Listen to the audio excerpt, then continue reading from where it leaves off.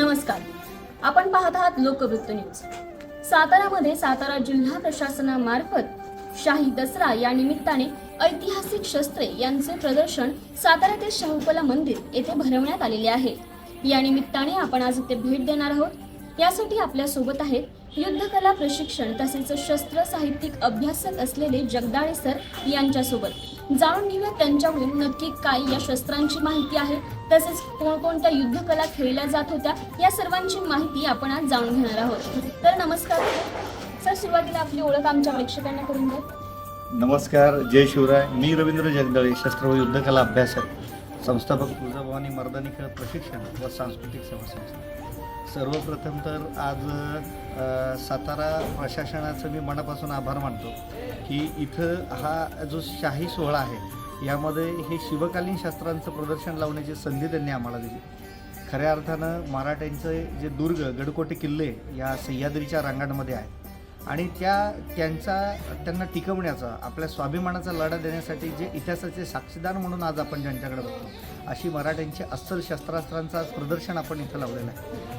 अनेक शस्त्रास्त्र म्हणजे साधारणतः आज इथे आपण 700 शस्त्रास्त्र आणलेली आहेत. त्याच्यामध्ये मराठा धोप, तलवार, कट्यारींचे वेगवेगळे प्रकार, गुप्ती, धनुष्यबाण, तोफगोळे, भाल्यांचे वेगवेगळे प्रकार, लढाया, खंजर असे अनेक प्रकार आज आपण इथे आणलेले आहेत. प्रशासनाच्या, महाराष्ट्र शासनाने आज छत्रपती शिवरायांची वाघनखं आज सातारच्या म्युझियममध्ये बघायला ठेवलेली आहेत. पण प्रशासनाच्या व्यतिरिक्त या 12 मावळांमध्ये अस्सल घरांमध्ये असलेली जी उद्याच्या उल्लंघनाच्या कार्यक्रमानिमित्तानं खांडेनवमीला जी पूजायला निघतात त्या शस्त्रास्त्रांपैकी काही शस्त्रास्त्र आज आपण इथं ठेवलेली आहेत आणि त्याला बघण्यासाठी अनेक सातारकरांनी राजधानीमध्ये गर्दी केलेली आहे. ही आनंदाची गोष्ट आहे.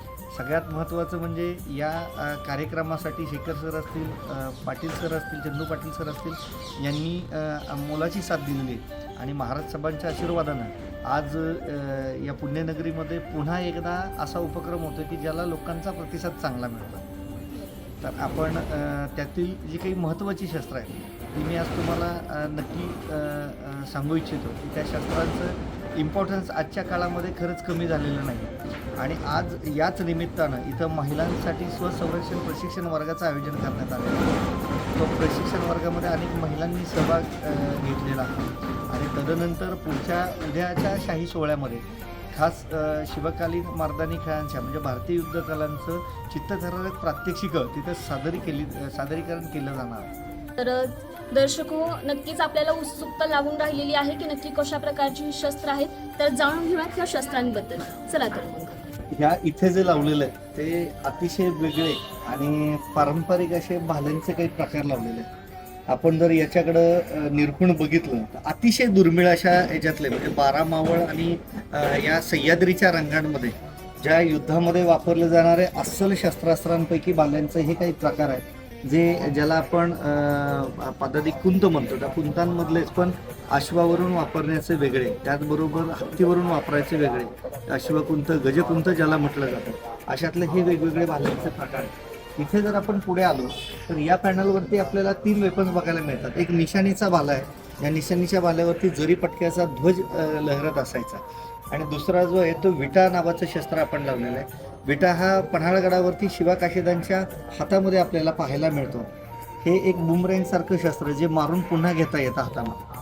खऱ्या अर्थानं आपण जर यांचा क्रम बघितला शस्त्रांचा तर पायदळातील भालाती किंवा बरचे बहादर आहेत ते जर एकत्रितरित्या लढत असतील आणि त्यांना थांबवायची जर कोणामध्ये धमक असेल तर ती शमशेर बहादरामध्ये. या शमशेर बहादरांना थांबवण्याची धमक जी आहे ती एका पट्टेकराकडे आहे आणि हे पट्टेकऱ्यांचं अख्खं पथक थांबवण्याची जी धमक आहे ती एका विटेकऱ्याकडे आहे. अशी ती रँक आहे की ज्याच्यामध्ये सैनिकांमध्ये अशा वेगवेगळ्या तुकड्या होत्या आणि छत्रपती शिवरायांच्या अनेक आज्ञापत्रांमध्ये किंवा पत्रांमध्ये याचा उल्लेख येतो की हत्यारबंद, आडहत्यारी, विटेकरी, त्याचबरोबर बरच्या बहादर अशी ही जी सैनिकांच्या वेगवेगळ्या तुकड्या होत्या म्हणजे इटाईत किंवा पट्टेकरी म्हणजे दांडपट्टा निष्णात चालवणार. तर अशा ह्या सगळ्या चालवणाऱ्या शस्त्रांपैकी ही महत्त्वाची शस्त्र जी आज आपण इथं ठेवलेली आहे. इथे अनेक शस्त्र अशी सुद्धा आहेत जी आता कालबाह्य झालेली आहेत. जसे की ही चमड्याची एक छोटी फरी नावाची ज्याच्यावरती ढाल तलवारीचं पहिलं प्रमुख प्रशिक्षण घेतलं जायचं. त्याचबरोबर विट्याचा हा छोटा फाळसुद्धा आपण इथे एक प्रदर्शनामध्ये ठेवलेला आहे. इथे जर आलो आपण एक दांडपट्ट्याचा एक चांगला उत्तम असा पट्टा आपण इथे ठेवलेला आहे. या पट्ट्याचं वैशिष्ट्य असं आहे की या वर्षी 19 फेब्रुवारी 2024ला महाराष्ट्रासाठी एक आनंदाची गोष्ट झाली. ती म्हणजे अशी की महाराष्ट्राला राज्यशस्त्र मिळालं आणि या राज्यशस्त्राचं नाव आहे दांडपट्टा. याच पट्ट्याला राज्यशास्त्र म्हणून महाराष्ट्राची नवी ओळख मिळालेली आहे. महाराष्ट्राचे सन्माननीय मुख्यमंत्री एकनाथजी शिंदे सर यांच्या माध्यमातून हे मोठं काम करण्यात आलेलं आहे आणि आमच्या अभ्यासकांमध्ये एक आनंदाचं वातावरण आहे. कारण नेपाळला शस्त्र आहे, अनेक सगळ्या राज्यांना शस्त्र आहे, पण महाराष्ट्राला राज्यशस्त्र नव्हतं आणि ते शस्त्र आम्हाला मिळालेलं आहे आणि ते दांडपट्टा याचा आम्हाला सार्थ अभिमान.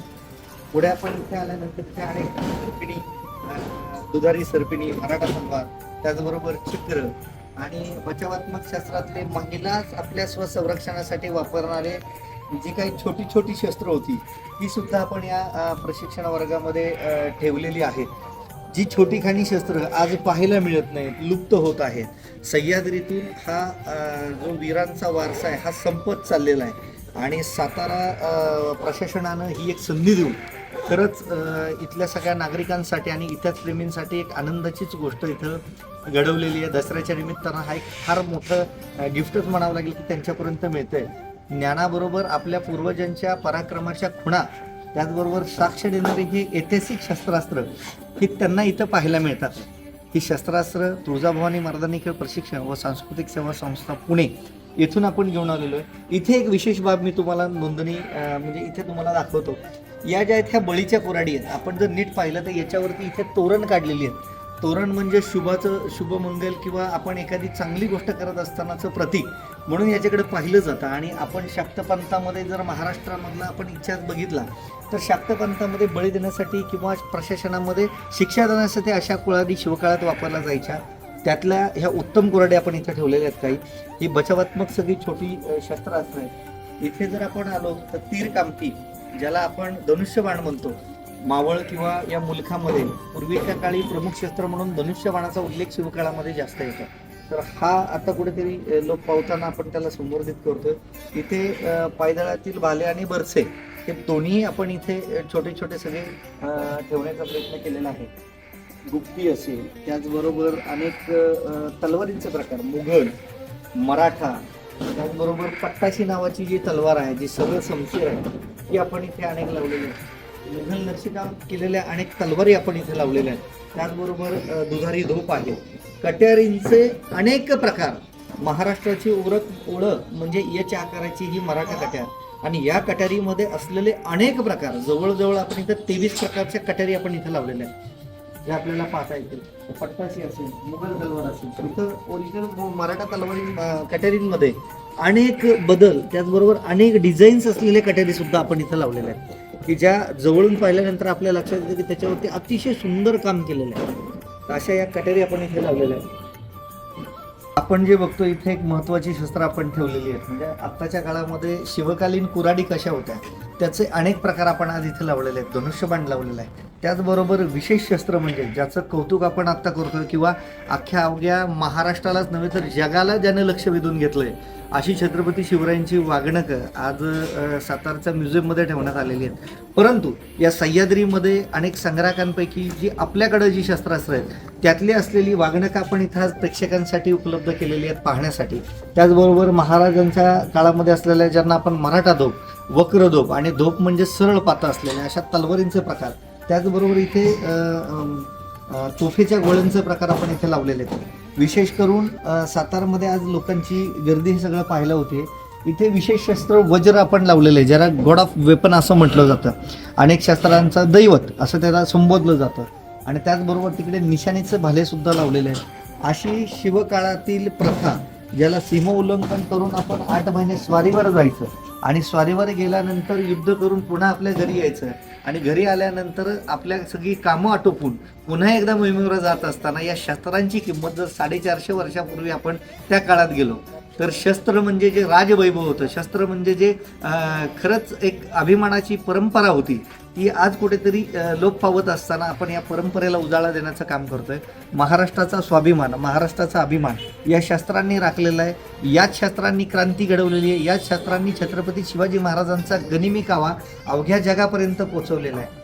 आणि ज्या दुर्गांचं, ज्या गडकोटे किल्ल्यांचं रक्षण केलं जातं, त्या गडकोटे किल्ल्यांमध्ये आज आपण नवदुर्गा किंवा तुळजाभवानी आई हिला प्राधान्य देतो, पण छत्रपती शिवरायांनी दुर्गालाच दुर्गा देवी मांडलेलं आहे. ते कसं, तर त्यांच्या याच्यामध्ये उल्लेख येतो की या दुर्गांची पूजा कशी घातली जाते, तर तोफांच्या धडधडाट आणि ढाल तलवारींच्या खणखणाटात या दुर्गेची म्हणजे या दुर्गांची वास्तुशांती घालावी लागते. आणि ही सगळी घालत असताना याच तलवारींचा खणखणाट करावा लागतो, तोफांचा गडगडाट करावा लागतो. आणि त्याचं महत्त्व त्यातल्या त्यात हा साताऱ्यात होत असणारा राजधानीतला शाही दसराचा जो सोहळा आहे, हा जो शाही सोहळा आहे, यात असलेल्या ह्या मराठा शस्त्रास्त्रांचं महत्त्व तितकंच पवित्र आणि पारंपरिक आहे. या शस्त्रांनीच आता इथे आपण दुधारी धोप सुद्धा ठेवलेल्या आहेत, हिरंग तलवार ठेवलेली आहे, वक्र धोप ठेवलेले आहेत.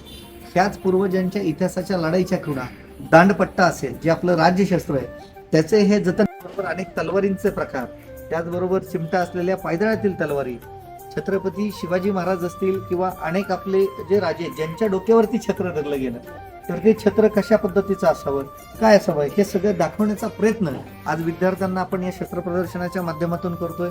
युद्धभूमीमध्ये तुटलेल्या तलवारी, त्याचबरोबर अनेक प्रकारे ब्रिटिशांच्या काळामध्ये क्रांतिकारकांबरोबर सातारा जिल्हा हे क्रांतीचं केंद्र म्हणून ओळखलं जायचा. तर त्या काळी वापरण्यात आलेल्या इंग्रजांविरोधात वापरण्यात आलेल्या बंदुकांचे प्रकार, त्याची माहिती मुलांना, शाळकरी मुलांना व्हावी या हेतूने ह्या प्रदर्शनामध्ये या वस्तू सुद्धा ठेवण्यात आलेल्या आहेत. आपण जर पुढे बघितलं इथे तर अतिशय प्राचीन असा एक आपण दिवा इथे ठेवलेला आहे. आणि या दिव्याबरोबरच आपण बघू शकता या कुऱ्हाडींवर अतिशय सुंदर अशी डिझाईन काढलेली आहे. इथे जर आपण बघितलं अनेक म्हणजे शिवकाळातील कुऱ्हाडी कशा होत्या, त्याचा वापर दोन्ही बाजूनी कसा केला जायचा, हे यातून आपल्याला पाहायला मिळतं. अतिशय सुंदर असा असलेला हा दिवा जो लोखंडामध्ये बनवलेला आहे, असं हे काम आपल्याला आता पाहायला मिळणार नाही. हा एक वारसा पुढच्या पिढीकडे देण्याचं जे सौभाग्य आपल्याला लाभतंय ते आज इथं सातारकरांना राजधानीमध्ये अनुभवता येणार आहे. इथे कटारींचे प्रकार, महिला आज स्वसंरक्षणाचा प्रश्न चव्हाट्यावर असताना शिवकाळातील महिलांची स्वसंरक्षणाची व्यवस्था कशी होती, ती किती चोख होती, कुठली शस्त्र वापरली जायची, तर ती लहान लहान शस्त्र जी आज नामशेष झालेली आहेत या सगळ्या रीतीने या महाराष्ट्रातून, ती आपण इथं आज जाणून बुजून लावलेली आहेत, ती लोकांपर्यंत पोहोचवण्याचा प्रयत्न करतोय. अनेक तलवारींवरती वेगवेगळे ठसे असलेल्या तलवारी आपण इथे लावलेल्या आहेत. त्याचबरोबर ज्या लोप पावल्या त्या तलवारी आणि ज्या प्रशिक्षकांनी आपल्या इथे येऊन लढाया केल्या त्यांचे कॉईन्स असतील, त्यांची पत्र असतील, ती आपण याच्यामध्ये इथे पाहायला लावलेली आहेत.